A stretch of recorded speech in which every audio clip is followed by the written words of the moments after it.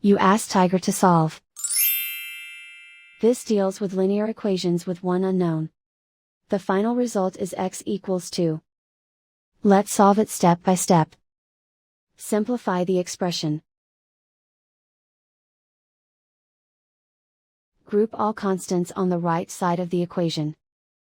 Subtract 5 from both sides. Simplify the arithmetic.